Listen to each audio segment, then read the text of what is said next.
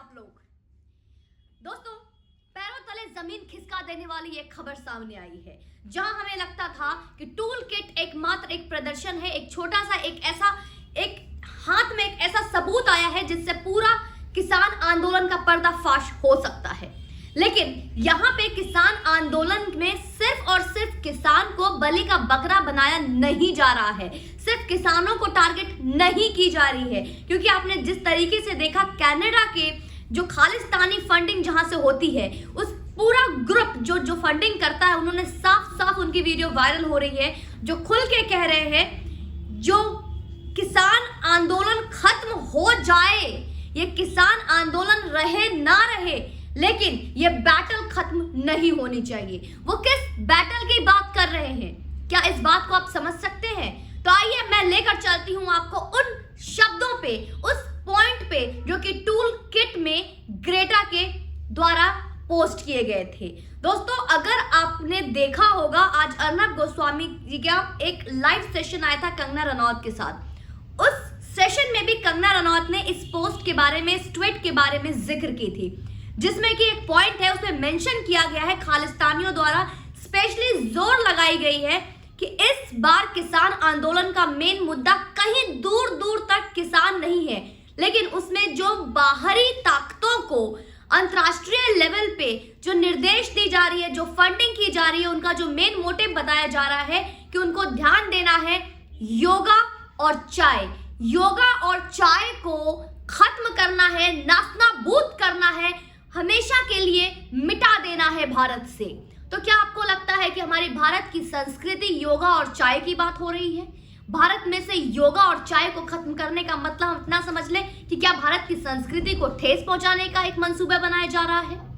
या हम यूं माने कि हम योगा से मान लें कि योग गुरु रामदेव बाबा के जान को खतरा है, ये सारी साजिशें जड़ से उखाड़ने की कोशिश की जा रही है रामदेव बाबा को? या हम यूं ना माने और हमें मानने से और हमें सोचने से क्यों कोई रोक सकता है अगर हम ये कहें कि चाय को खत्म करने का एक कोड है, ये योगा और चाय सिर्फ और सिर्फ खालिस्तानियों द्वारा एक कोड वर्ड हो सकता है, एक ऐसा कोड वर्ड जिससे कि समझाया जा रहा है कि ये चीजें मेरे और आप तक समझ में ना आए।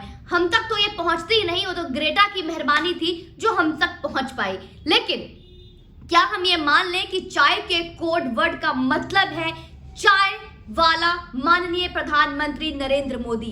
तो क्या हम यूं माने कि इस खालिस्तानियों का एक सबसे बड़ा साजिश है, ये किसान आंदोलन सबसे बड़ा साजिश है, हमारे प्रधानमंत्री को कहीं ना कहीं कोई जान को खतरा भी है? क्या ये इस तरीके की साजिश को अंजाम दिया जा रहा है, वो भी अंतर्राष्ट्रीय लेवल पे? क्योंकि ये धरती हमारी है, ये जमीन हमारी है, ये देश हमारा है और हमें गर्व है, हमें फक्र होता है कि हम हिंदुस्तानी हैं। लेकिन जो इस धरती पे रहते हैं, जो इस देश में रहते हैं, इस देश का खाते हैं, इस देश का पीते हैं, फिर भी देश से गद्दारी करते हुए क्यों नहीं उनका ज़मीर उनको एक बार भी रोकता है? क्यों नहीं एक बार भी पूछता है? आज बड़े बड़े बॉलीवुड के सेलिब्रिटीज और क्रिकेटर्स ने इस बात पे सवाल उठाए हैं, इस बात को लेकर बोला है कि हमें साथ रहना है, इकट्ठा रहना है, लेकिन वहीं पे आज ग्रेटा को लेकर बातें आती है कि उसको 18 करोड़ की फंडिंग मिली है। और दोस्तों, आपको जानकर हैरानी होगी, और अगर आपको ये खबर मिली होगी तो आई एम श्योर कि आप इसका इंतजार कर रहे होंगे कि किस तरीके से दिल्ली पुलिस ने अब गूगल से, जी हाँ, the most search engine, the most fastest search engine of this world, Google से अब वो आईपी एड्रेस मांगा है जिससे कि ये टूल किट सर्कुलेट की गई है इन खालिस्तानियों द्वारा, जिससे कि ये टूल किट अपलोड की गई है। वो सारे आईपी एड्रेस जहां जहां भेजे गए हैं गूगल से, वो सारे आईपी एड्रेस के लिंक मांगे गए हैं। And you need to understand, the moment ये आईपी एड्रेस आते हैं दिल्ली पुलिस के पास, दूध का दूध और पानी का पानी हो जाएगा। दूध का दूध और पानी के पानी से याद आया ये टिकैत साहब के आंसुओं का। फिर क्या टिकैत दोबारा रोएंगे, दोबारा धोएंगे? और आज मेरा ये मैसेज, आज मेरा ये वीडियो हमारे भारत के अन्नदाताओं, हमारे भारत के किसानों के लिए, कि क्या अभी भी आपको लगता है कि जो महान हस्ती जो अल्लाह अकबर और इस्लाम जिंदाबाद और खालिस्तान जिंदाबाद के नारे लगा रहे हैं, ये आपके लिए लड़ रहे हैं? क्या आपके समाधान से आपकी परेशानी से, इस किसान बिल से उनका दूर दूर तक कोई भी वास्ता है? पहला सवाल ये उठकर आता है।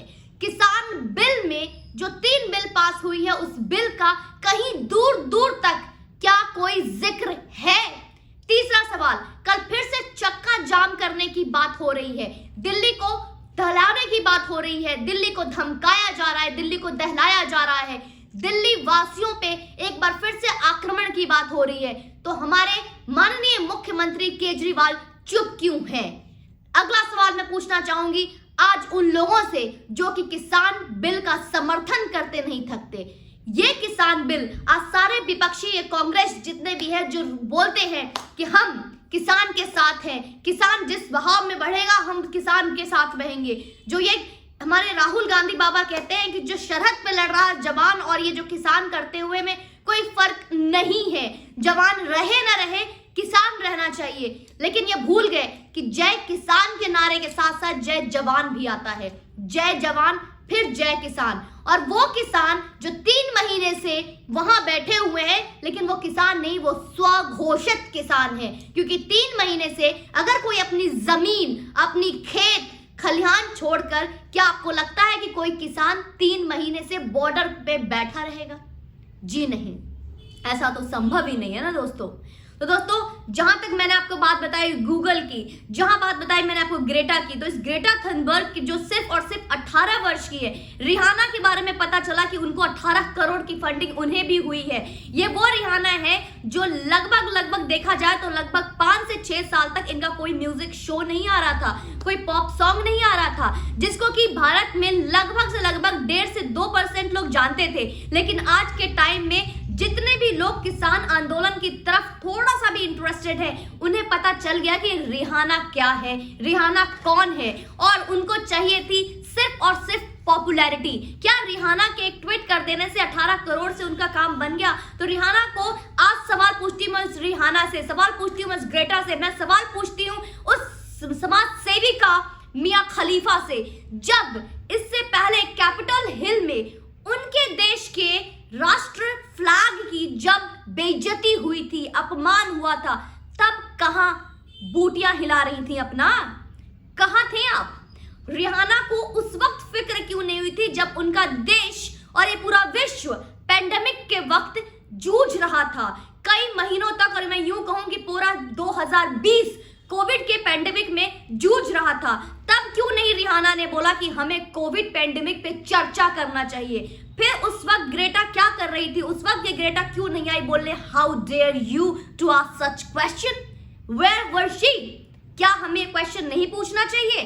दोस्तों, जब कैपिटल हिल का मुद्दा आया था तो आपको याद दिला दूं, जिस तरीके से लाल किला भारत के लिए एक ऐसा प्रमुख स्थल है जहां पे तिरंगा फहराया जाता है हर साल, सेम उसी तरह कैपिटल हिल अमेरिका का एक वो भवन है जहां पे हर साल झंडा फहराया जाता है। तो आखिर उस वक्त जब सेम इंसिडेंट हुआ था, तो आखिर क्यों रिहाना हिम्मत करती है, जो विश्व का सबसे बड़ा लोकतांत्रिक देश हमारा भारत है, तो उस पे टारगेट क्यों करती है? सवाल उठता है हमारे भारत के पत्रकारों पे कि आखिर इन एक ट्वीट से आपने इसको इतना काउंटर क्यों किया, आपने इसको इतना बढ़ा चढ़ाकर क्यों दिखाया कि आज रिहाना, आज ग्रेटा और ये मिया खलीफा आज पूरे देश और विश्व का मुद्दा बन के रह गई? तो क्या ये डिसाइड करेंगी हमारे भारत का रुख? क्या ये डिसाइड करेंगी हमारे हिंदुस्तान का भविष्य?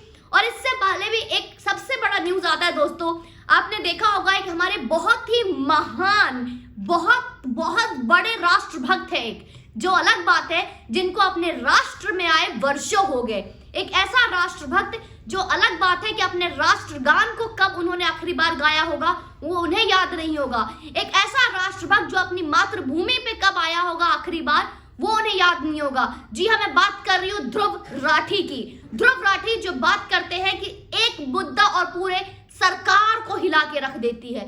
सरकार हिल गई, मोदी सरकार हिल गई, बीजेपी गिर गई, क्या हो गया? कांग्रेस का चुनाव हो गया, कांग्रेस आ गई सत्ता में, कैसा सरकार हिल गया ध्रुव राठी जी?